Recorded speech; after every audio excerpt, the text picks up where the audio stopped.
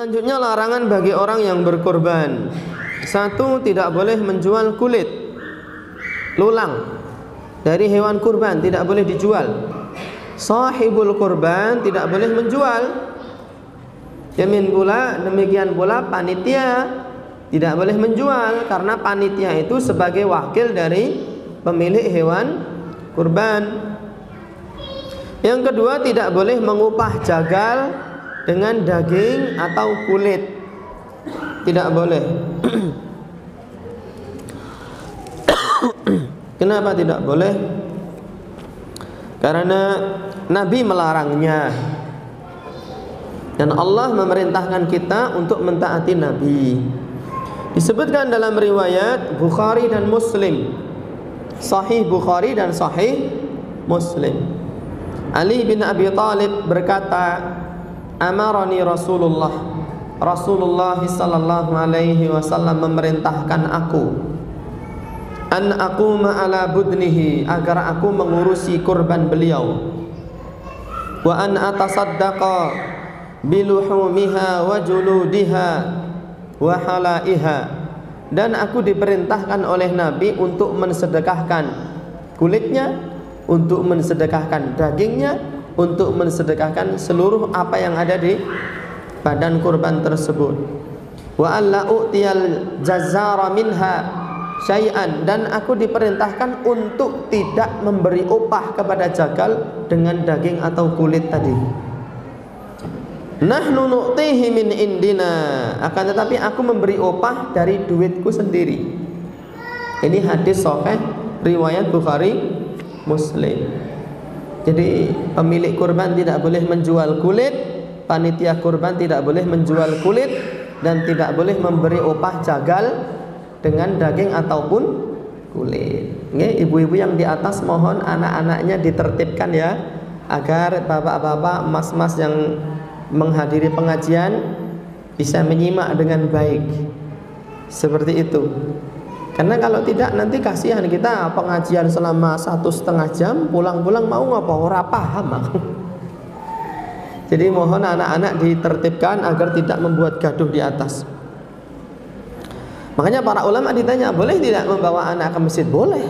Justru itu sebuah kebaikan. Tetapi manakala anak-anak membuat gaduh sampai mengganggu kekhusyuan orang yang melakukan sholat, maka mengajak anak-anak ini ditunda sampai ketika anak-anak ini bisa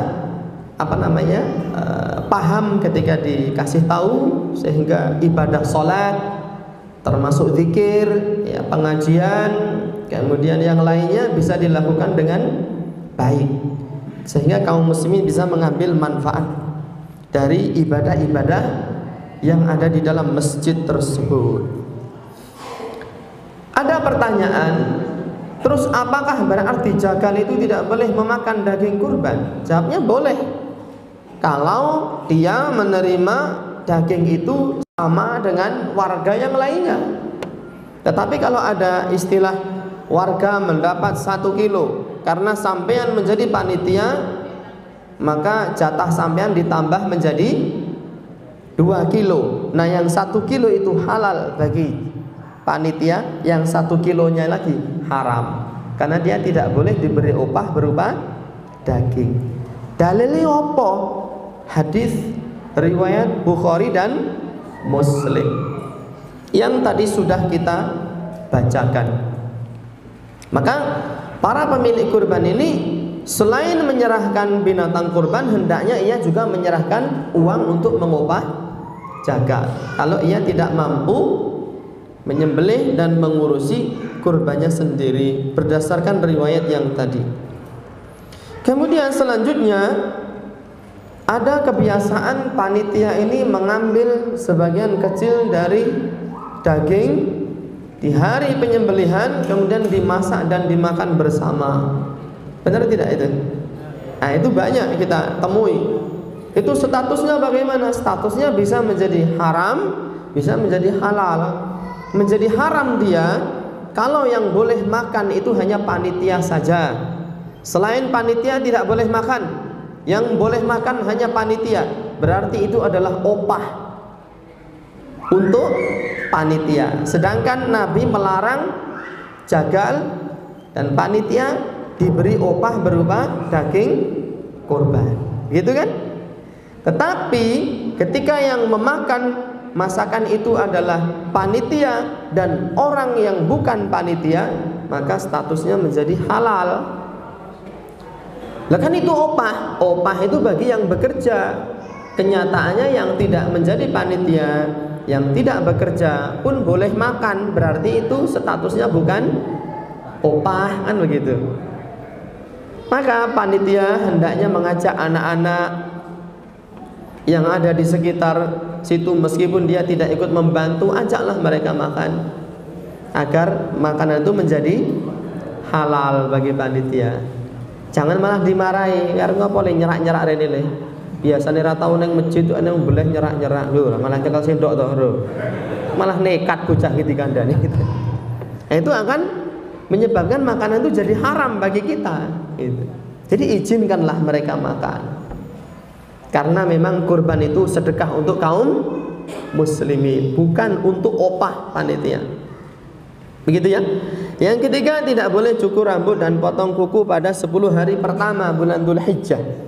Jadi kalau kita sudah ada rencana berkurban, maka ketika masuk tanggal 1 Dzulhijjah dan penanggalan Hijriah itu dimulai dengan tenggelamnya matahari.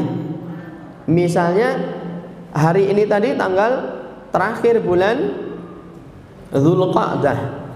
Lalu setelah matahari tenggelam berarti malam ini kita sudah masuk bulan Dzulhijjah. Ketika sudah masuk tanggal 1, kita yang ingin berkorban tidak boleh mencukur kuku dan seluruh rambut. Menurut Imam Nawawi, rambut di sini seluruh rambut yang ada di tubuh kita. Kumis termasuk juga tidak boleh dipotong. Kuku juga tidak boleh selama 10 hari. Sampai ketika kurban sudah dipotong baru kita boleh potong rambut.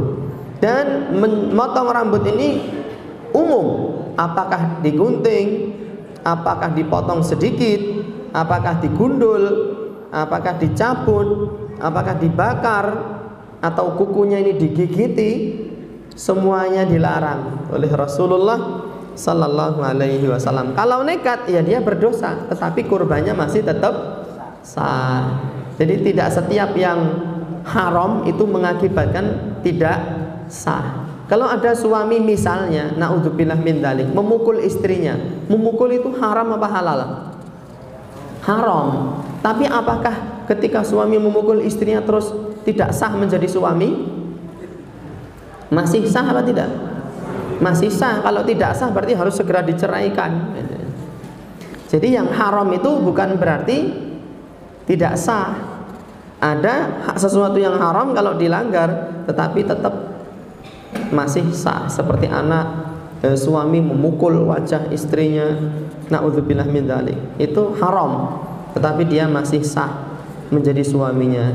Kecuali kalau istrinya minta cerai lalu diputuskan oleh pemerintah. Emangnya aku apa toh keplak-keplaki wae. Dan kalau seseorang nekat mencukur rambutnya, memotong kukunya, kurbannya masih sah dan dia cukup bertaubat kepada Allah Subhanahu wa taala. Itu larangan bagi orang berkurban.